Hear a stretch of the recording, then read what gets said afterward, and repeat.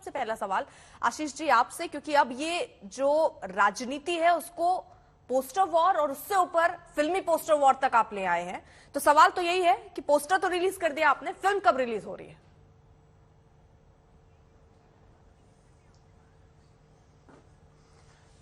Film तो दिल्ली की जनता release कर ही देगी इस बार फिर, क्योंकि हर बार आम आदमी पार्टी एक ही टेंडेंसी पर चलती है, हम जीत रहे हैं, हम जीत रहे हैं, हम जीत रहे हैं। मगर आपने अनेक राज्यों में देखा है, लगातार अनेक राज्यों में आपने देखा है आम आदमी पार्टी के वो सब दावे खोखले निकलते हैं। और रही बात दिल्ली की इस फिल्म की, तो असल में दिल्ली की फिल्म तो कुछ साल पहले क्राउड फंडिंग से शुरू हुई थी, जिसका नाम था अपना सपना मनी मनी। तो दिल्ली में उस क्राउड फंडिंग से जो फिल्म बनी, जब उसका लूट का माल सब खत्म हो गया तो एक नई फिल्म बनी जिसमें छोटे छोटे चोर जो थे वो लुटेरे बन के आ गए, जो आकर एक एक्साइज पॉलिसी के रूप में दिल्ली की जनता के सामने आई।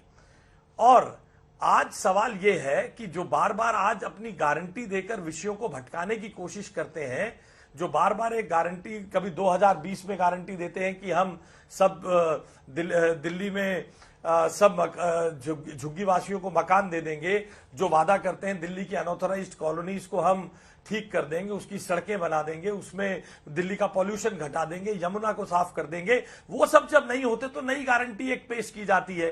फिर उस गारंटी के साथ साथ अपने भ्रष्टाचार से ध्यान हटाने के लिए और गारंटी का एक लेप लगाया जाता है। तो असल में जवाब देना पड़ेगा। सुकेश चंद्रशेखर जो कह रहा है 10 करोड़ रुपए मुझसे एक्सटॉर्शन ली जा रही है, उनके जो मंत्री जेल के अंदर हैं 4 महीने से हटाए क्यों नहीं गए, दूसरे मंत्री के जो हालात हैं कभी भी जेल में जा सकते हैं, इन सब भ्रष्टाचारों का जवाब न्यूयॉर्क टाइम्स की रिपोर्ट तो नहीं हो सकती है ना अर्पिता जी, इसलिए इनका जवाब देना होगा। आम आदमी पार्टी तो ये पूछ रही है कि क्या जिस ढर्रे पर वो चल रहे थे उसी ढर्रे पर आप चल रहे हैं, वो भी आप आरोप आम आदमी पार्टी पर लगाते हैं। हर समय देखिए ये कुछ भी बयान दे जाते हैं लेकिन उसको प्रूव कुछ नहीं करते। मनीष सिसोदिया के घर पर 14 घंटे तक की रेड हो जाती है, वो सवाल उठाते हैं भाई मिला क्या? जब आप पोस्टर रिलीज कर रहे हैं तो आप फिल्म भी रिलीज कीजिए और बताइए कि आखिरकार क्या मिला। नहीं, ये बड़ा अजीब सा तर्क है। अरविंद केजरीवाल जी, आपको याद होगा कॉन्स्टिट्यूशन क्लब में इंडिया अगेंस्ट करप्शन के नाम आते थे तो कहते थे देखो जी पहले इस्तीफा होना चाहिए फिर जांच होनी चाहिए। आज वो ये कह रहे हैं जांच एजेंसी टेलीविजन पर ये बता दे, कोर्ट को ना बताए, अरविंद केजरीवाल जी के कान में ये बता दे कि जांच एजेंसी को क्या मिला है। तो ये तो बड़ी अजीब सी घटनाक्रम है। आप इस बात को सब जानते हैं, वो तो विक्टिम कार्ड प्ले कर रहे थे। हमें हमारे सत्येंद्र जैन को एक बड़ा सा नोबेल पुरस्कार दे, गोल्ड मेडल दे, मगर कोर्ट में 4 दफा अर्जियां लगाने के बाद भी कोर्ट ने रिलीफ नहीं दी है। वो अभी तक 4-5 महीने से जेल में है।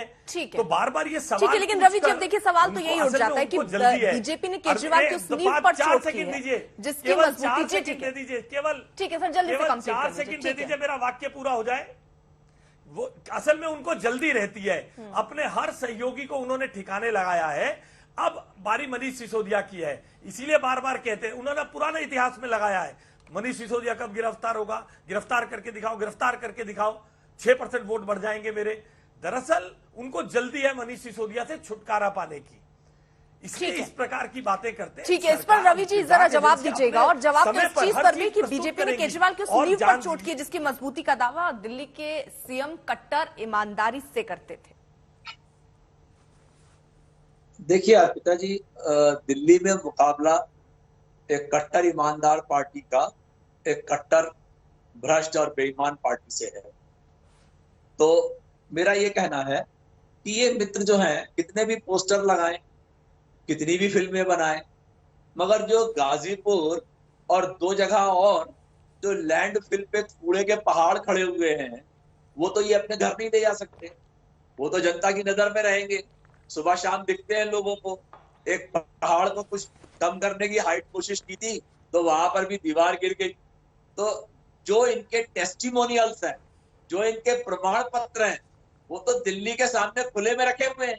अब चाहे वो कूड़े का व्यवस्थापन हो, चाहे वो वेतन हो एमसीडी कर्मचारियों का, चाहे वो एमसीडी के स्कूल हो, चाहे वो एमसीडी के हॉस्पिटल हो, चाहे कोई भी मुद्दा जो म्युनिसिपैलिटी जो काम करती है, वो वसूली करती है, लाइसेंसिंग में पैसे खाती है, वो वेंडर्स का जो मैनेजमेंट है कायदे का, फेरी वालों का, वो नहीं करती है, उनसे रिश्वत खाती है। तो ये जो 15 साल से ये रिश्वत खा रहे हैं, अब उसका जवाब देने का समय आ गया। ये जो एक्साइज पॉलिसी की बात बार बार करते हैं, आपने एक छोटी सी बात पूछी थी कि भाई एक ही बात बता दो कि मिला क्या। कुछ नहीं मिला। आज 4 महीने जांच चलते हो गए, क्योंकि इनका एक सिद्धांत है। देखिए, जहां पर विपक्षी दलों की सरकार होगी वहां पर जांच चल रही है, अगर उसमें कुछ पाया गया तो गिरफ्तारी की जाएगी। सुन लीजिए एक मिनट, आशीष जी बहुत लंबा बयान दे गए कि वो मोरबी का एक उदाहरण ले लीजिए, जांच चल रही है। अगर कोई विपक्षी दल की सरकार है वहां पे, तो पहले सारों को अरेस्ट कर लो और कोर्ट को रिमांड देते रहो, लेकर के कि भाई रिमांड देते रहो इनकी, हमें इन्हें अंदर रखो और हम इन्हें कोई बेल नहीं होने देंगे, बाद में कोर्ट फ्रस्ट्रेट होकर के बेल देते। तीसरा इनका जो उदाहरण है वो है वोट बैंक पॉलिटिक्स का, कि जो भी कहीं पर कुछ हादसा हुआ बुलडोजर चला दो जाकर के, वो वोट बैंक पॉलिटिक्स है। दिल्ली में भी वही हो चुका है, जहांगीरपुरी में आप देख चुके हैं। तो ये इनके 3 दोगले मापदंड है कि इनकी सरकार होगी तो ऐसे काम होगा, विपक्षी सरकार होगी तो ऐसे काम होगा।